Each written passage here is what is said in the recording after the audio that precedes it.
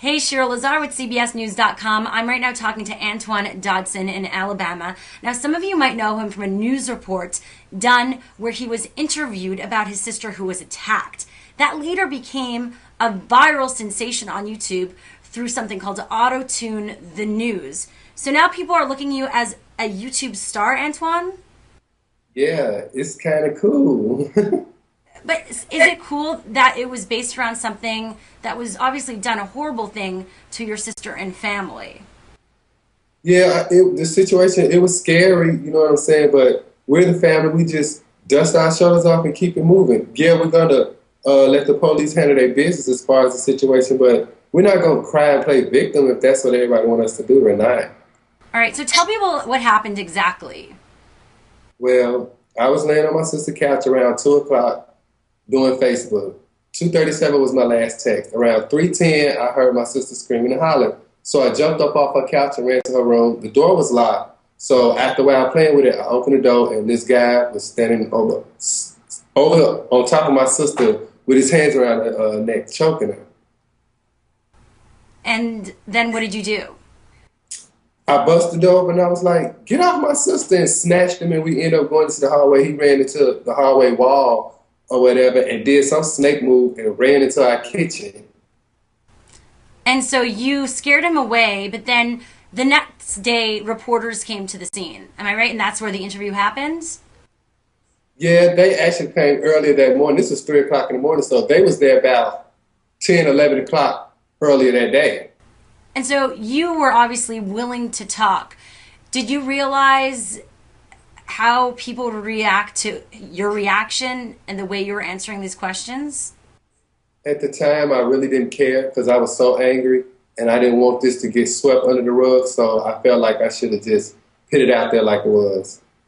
It's something that obviously affected you and you were really mad and angry about. However, it's become something that people are amused by. So that does not bother you at all? It did at first.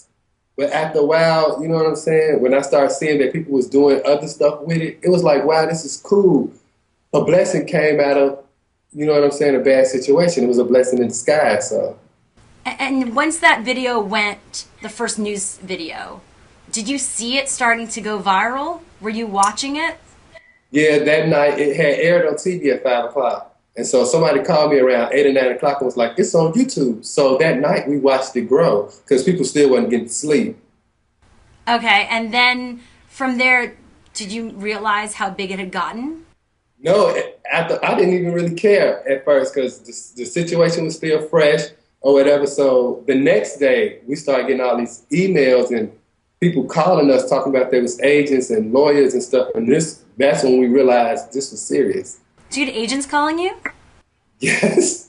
My number was posted on Facebook at first.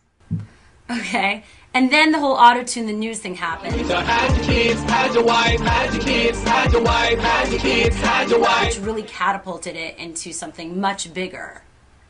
Yes. So tell me how you were involved with that. Did they reach out to you at all, or you just somehow discovered it online?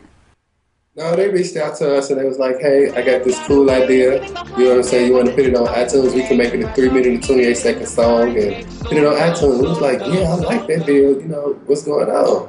So. And were you surprised at the reaction and how they put it all together? Yes, because it's so cool. I really like that song. Like, my family like it too. You know, we listen to it. It's all our ringtones. You don't have to come and confess. We're looking for you. We gon' find you. We gon' find you so you can run. And what are you trying to do with all of this attention right now? I just want to be the voice of people who've gone through similar situations that have gotten their case swept under the rug. And I feel like now I have that opportunity, and that's what I'm going to do. So, but how do you do that with something like YouTube? How do you really make a difference? Some people might say, oh, you're just another, you know, trying to make fun of and light of a situation. How do you really make a difference with something like this? Actually, it's just explaining to people, because most of my fans are victims of rape or, you know what I'm saying, molestation or whatever.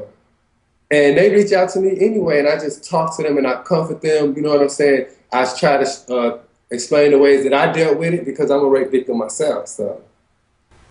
All right, so it's obviously something that's very close to home for you. So you're ready to take initiative and become part of this.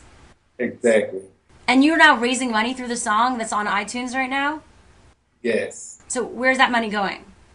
It's going to benefit me and my family getting a new house